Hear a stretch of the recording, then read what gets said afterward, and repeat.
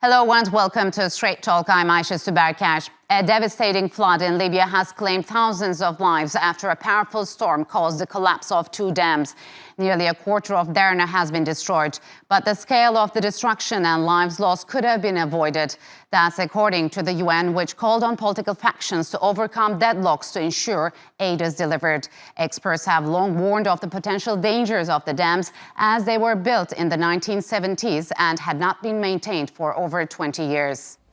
International search and rescue teams are in Libya, including Turkiye's AFAD aid agency. Search teams are looking for a reported 10,000 people who are still missing in the aftermath of the floods that struck last week. Several thousand people have lost their lives, adding to the misery of conflict and division since Muammar Gaddafi was overthrown 12 years ago. The oil-rich country has been divided by rival factions in east and west since 2014. An all-out civil war followed, only to be paused by a shaky ceasefire forged in 2020. And now to discuss the situation in Libya and Turkiye's support and recovery efforts. Joining me now from Tripoli is Juma El-Gamati. He is the head of the Turkiye Party. And from London, Tim Eaton. He is a senior research fellow at Chatham House. Gentlemen, welcome to Straight Talk, and it's good to have you on the program. So, Juma, could you talk to us about the current situation in Derna and how are survivors faring in the aftermath of the disaster, and what do they need the most?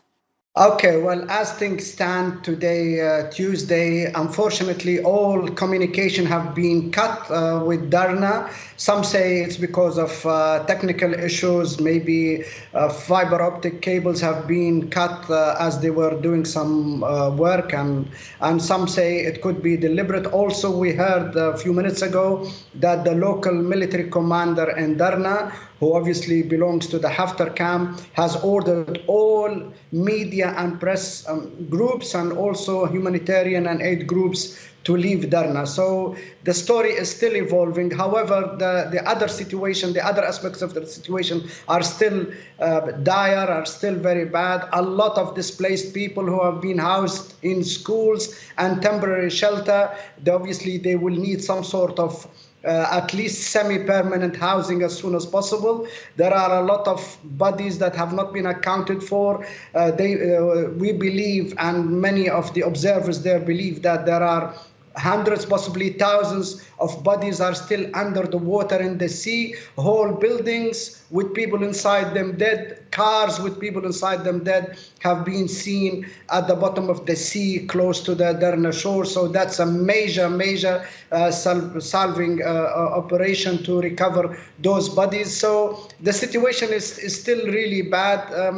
And we see how things develop. The international support have been good. There has been a lot of international mobilization from many countries, including Turkey, who was one of the first countries to send a lot of aid through air and through sea, and a lot of special groups and special equipment. So yes, the mobilization has been good, but the situation is not under control. There is still a lot of work to be done to get bodies out, to get them buried, and to get the displaced housed, and to get some sort of normal medical treatment and aid and food and shelter provided for those displaced. So, Tim, how do you see this situation, both in a humanitarian way and, of course, politically? How has the international reaction been to the disaster so far?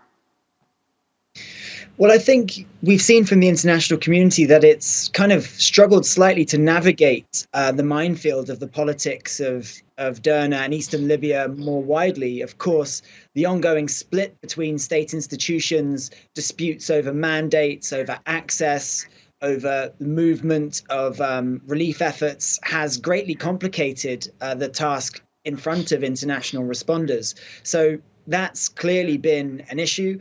As Juma has mentioned, internationals have sought to provide the aid that they can. It was notable, I think, that Turkey was able to get in quickest, perhaps illustrating that it has strong relations across the political divides within Libya, and therefore able to land its teams close and get in, whereas I think for some other countries that's been more of a challenge. So, Juma, how has Libyan warlord Khalifa Haftar responded to the disaster so far? You mentioned the communications have been shut down at the moment, but some Observers also on the ground say that he and his sons are using the disaster response as a way to exert control rather than ensure humanitarian aid reaches civilians. Is this really the case? Yes, they have shown the eagerness to completely control the situation in a security and in a military fashion and decide who can go in and who cannot go in. And now, as I said, ordering the media and a lot of humanitarian aid groups to leave Darna. And also, Haftar in his speech, the only speech he made, he was very cold. He showed no sympathy whatsoever to the population of Darna. Will probably be nearly third of the city's population have been lost in this major disaster. And nobody's accepting any responsibility. That is the sad thing. Yes. Everybody's claiming it on nature, which obviously, no, I think mismanagement and very, very bad mismanagement over the years has been also a cause. This could have been avoided if only the population have been told few hours earlier that to evacuate and leave their places, leave their houses, and go further out where there is safety. Instead, they told them to stay input inside and Haftar's military man in Darna imposed a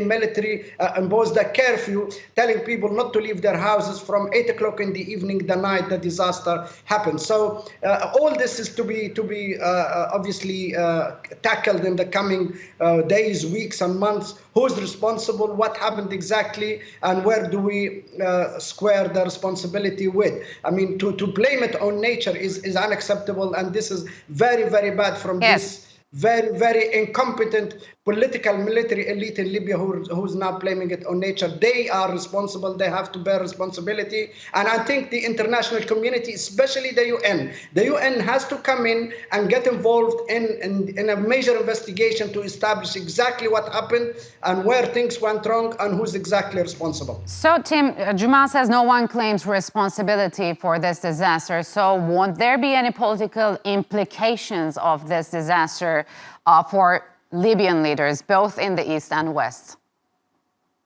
I think that there will. As Juma mentioned, there's been an attempt by Haftar and his forces to control the narrative. We've already seen one of Haftar's sons come out and say that Haftar had warned of the potential implications of the flooding prior to them happening. We've seen him subsequently seek to lead discussions over reconstruction. Another son on the ground seeking to control much of the aid effort and in fact seems to be instrumental in making the decision around press access, reducing or eliminating that access today. So there's already a battle for this narrative. Mm-hmm. I think that it's short-sighted, though, for Haftar and his forces to believe that they can either blame this on the population and the civilian authorities or simply simply nature. There is widespread anger about this that crosses political divides. And I think really, whilst there is plenty of blame to be apportioned, it also is a lot to go around.